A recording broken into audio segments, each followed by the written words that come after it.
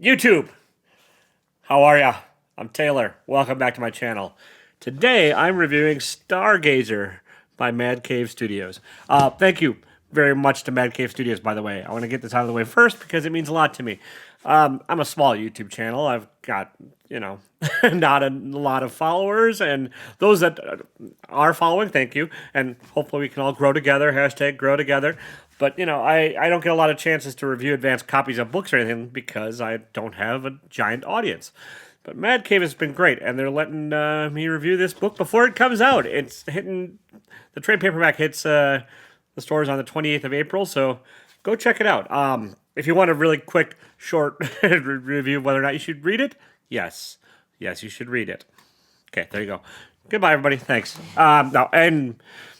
Yeah, because of that, though, because I have a digital copy to read, thanks to Mad Cave, I do not have a book to give away this week because everyone knows you can't own JPEGs and you can't give away JPEGs, right? Oh wait, what's that?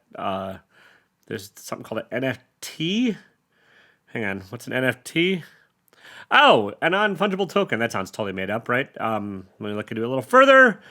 I'm not actually going to do any looking into it, but I should quit my day job and start selling NFTs because then you can become rich according to the internets and also use more power than it costs to power the entire country of Argentina to make a fungible token or non-fungible token. So, yay, way to kill the planet with digital art. If anything, our planet does deserve to be destroyed by somebody that owns a cat meme. So, yeah, okay. Anyways, enough of that.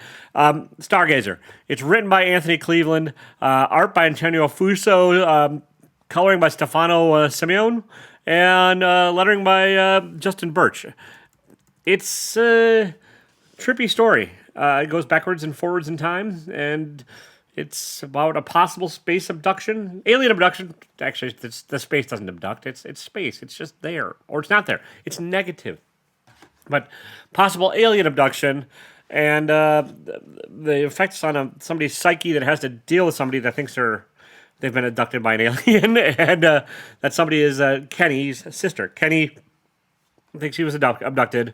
Kenny's sister Shay is trying to deal with the repercussions of that and thinks Kenny needs mental help and assisted care living and is having trouble coping with her brother who can't get over the fact that he thinks he was abducted by aliens.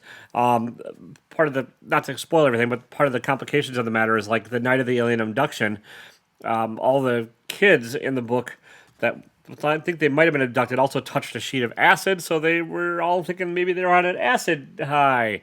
So that's what part of an kind of interesting twist to all this is they don't really know if it happened or whether or not, it was a real thing or an acid trip, and like they're all assuming it was an acid trip, and Kenny was just tripping balls and is now like needs some help. So yeah, there's that, but there's also government conspiracies and an ex-government official that knows all, and there's a few tropes in here. It's an enjoyable read. It's fun.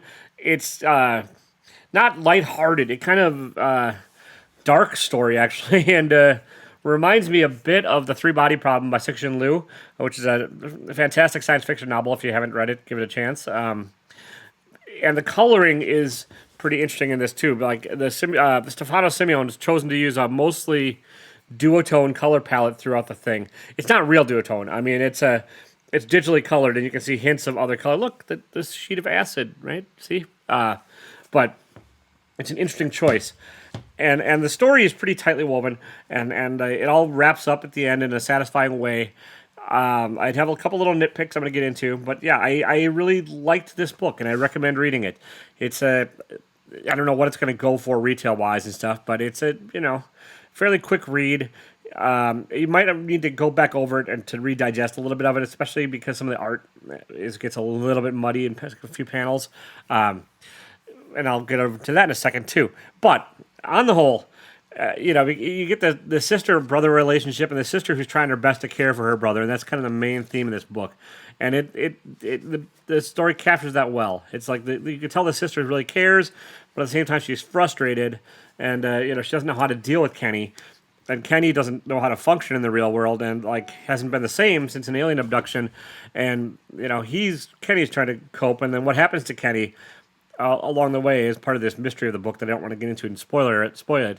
But Kenny also has interactions with a fringe podcaster who thinks the world is flat and hollow at the same time. Not quite sure how that works, but there's some funny moments with this podcast, this Ari Noonan character who's a podcaster and underground radio guy living in the middle of nowhere in a trailer who gets high all the time and tries to shoot anybody that comes on his property. Sounds like kind of the ideal life, actually, but. Yeah, I liked it a lot. I will get into a few minor criticisms now, and it's not that like I don't think you should read the book, because I do, but I do think there's a few things I wanted to point out. The art in a couple panels is a little unclear, and it takes a little bit of like trying to digest what is going on. Some of the directions of like the panel flow are a little bit wonky. Like there's a panel I'm going to put up. I don't know. I can't ever remember which side, but like. There's a character fighting, ready to fight, and then throwing a punch. But in that interaction, the punch throwing gets reversed, so it looks like the person that was going to throw the punch is taking the punch. It's not the case, but it could have been easily taken care of with a little bit of editing or somebody saying, "Hey, listen, you got to have the thing American readers read left to right," and the panel starts, the direction starts left, and then to flip it right on the last panel just gets confusing for the reader. And there's a few instances of that where, like, the panel direction and, like, which way you're supposed to read things gets a little bit unclear. And some of the alien design, or possible alien design, spoilers, also telling what's going on with some of that is a little bit unclear, which I think might be intentional. There's supposed to be this mystery as part of the story, but I think illustration-wise, it could have been a little more clear. That, and this is a minor nitpick, but I'll put up a panel here. Kenny is supposed to be a young child in this part of the story, and like he doesn't look it, and it's hard. Drawing kids is very hard. You have to like round the face and enlarge the eyes a little bit. Like Jeff Lemire does a very good job of it, and Antonio Fuso's art reminds me a lot of Jeff Lemire's, but I think Lemire does a better job of capturing like childlike faces and stuff. And I just wanted to throw out the reference and all that. But that said, I mean, I know it is tough to do. Like you're one line off on drawing a kid, and they look like Benjamin Button. It's like a creepy old man, and so there's some of that goes on in here. It's not a major fault, and you can get over it. But like trying to tell what age some of the characters are in certain parts of the story gets a little bit tricky because the visual cues aren't always what you think. Like the characters just kind of look old throughout instead of like looking like kids, and that's, again, it is tough to do. And I have struggled with it too. I try not to draw children because they tend to look like 80-year-old little men very easily, and so. Yeah, that's just a minor little nitpick. I like the coloring quite a bit. I do like the duotone and like the selective use of colors. I think it's pretty effectively done throughout. I think the artist mostly, or the colorist usually shifts the palette to denote like a change in scenery or a change in time, but that's not always the case. So it's like it seems a little selective. Like this, I believe, is a flashback, and then it goes back to current day. So like the color tones shift to denote a change in scenery and or a change in time for the most part. But I don't know if that's consistent all the way throughout. I haven't like taken extensive coloring notes to see. The lettering is inobtrusive and effective, and which is great. Again, I have a thing with lettering that if it sticks out, it's bad. This lettering does not stick out. So yeah, there you have it. Thank you again to Mad Cave Studios. Pick it up, Stargazer. It's kind of a heartfelt, touching moment. The story criticism I did have is sorry, I'm kind of rambling through this all in one take because that's what I do, folks. I'm a one-take wonder. The ending feels a bit rushed, panel-wise and story-wise, and I think it could have used a little bit more room to breathe. Maybe even a full other issue like of this comic would not have been a bad thing, because like it could have expanded the story out a little bit more so it didn't feel quite as rushed, and could have given the final resolution a little bit more space, or maybe just a pacing issue in the last issue. I'm not entirely sure, but yeah, there's the way the story comes together kind of feels like it makes sense and it's logical and it's fitting, but it just feels rushed. It feels like it needed at least 3 or 4 more pages to like really let the artist flex a little bit and let the story have some air. at the end instead of just kind of like, and that's it. So that's my writing criticism on this one a little bit.